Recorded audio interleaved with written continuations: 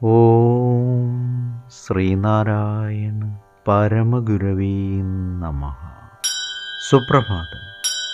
1316 ദിവസമായ ഇന്ന് 2024 ഡിസംബർ മാസം 21 ശനിയാഴ്ച, 1200 ആണ്ട് ധനു മാസം 6 ഗുരുവചനങ്ങളിലൂടെ. മതാചാര്യന്മാർ പല കാലങ്ങളിലായിട്ടാണ് ജനിച്ചത്. അവരുടെ ജ്ഞാനങ്ങളും വിഭിന്നങ്ങളായി. കാലാനുകൂലങ്ങളായ ഏർപ്പാടുകൾ കൊണ്ട് ഓരോ മതത്തെയും സ്ഥാപിച്ചു. അപ്രകാരം മതങ്ങൾ വിഭിന്നങ്ങളായി. ശ്രീനാരായണ ഗുരുദേവൻ. ശ്രീ എൻ കുമാരനാശാൻ എഴുതിയ ശ്രീനാരായണ ഗുരു ജീവചരിത്രം എന്ന പുസ്തകത്തിലെ 3-ാമത്തെ അധ്യായത്തിലെ 1-ാം ഭാഗമാണ് ഇന്ന് അവതരിപ്പിക്കുന്നത്. വീട്ടിൽ മടങ്ങി വന്നതിന് ശേഷം അധികം താമസിയാതെ തന്നെ രോഗം സുഖപ്പെട്ടു. കുറെ കാലം ചെമ്പഴന്തിയിൽ തന്നെ സ്വാമി കുട്ടികളെ വായിപ്പിച്ച് താമസിച്ചു. നാണുവാശാൻ എന്ന പഴയ പേർ സ്വാമിക്ക് അങ്ങനെ സിദ്ധിച്ചതാണ്. നാൾ പോകുന്തോറും സ്വാമിക്ക് ഈശ്വരഭക്തി വർദ്ധിക്കുകയും ലൗകിക ജീവിതത്തിൽ ആസക്തി കുറഞ്ഞു വരികയും ചെയ്തു. ഗീതാഗോവിന്ദം എന്ന പ്രസിദ്ധ ഗ്രന്ഥം അക്കാലത്ത് സ്വാമി ദിവസേന പാരായണം ചെയ്തിരുന്നതായി അറിയുന്നു.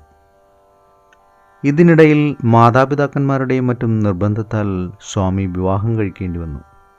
എന്നാൽ വിഷയസുഖങ്ങൾക്ക് സ്വാമിയെ വ്യാമോഹിപ്പിക്കുവാൻ കഴിഞ്ഞില്ല. പിന്നെ സ്വല്പകാലത്തിനുള്ളിൽ അമ്മ മരിച്ചു. 1060 അച്ഛനും കാലധർമ്മം പ്രാപിച്ചു. സ്വാമി ദാമ്പത്യബന്ധത്തിൽ നിന്ന് ഇതിനു മുമ്പ് തന്നെ മോചിച്ചിരുന്നു. മാതാപിതാക്കന്മാരുടെ മരണശേഷം കുടുംബബന്ധത്തിൽ നിന്നും മോചിക്കുന്നത് സ്വാമിക്ക് എളുപ്പമായി തീർന്നു. കാരണവർ ഗൃഹഭരണത്തിനായി സ്വാമിയെ നിർബന്ധിച്ചു എങ്കിലും മതസംബന്ധമായ വിഷയത്തിൽ ജീവിതകാലം നയിപ്പാനുള്ള തൻ്റെ ദൃഢനിശ്ചയത്തിന് ആ നിർബന്ധം കൊണ്ട് ഇളക്കം ഒന്നും ഉണ്ടായില്ല.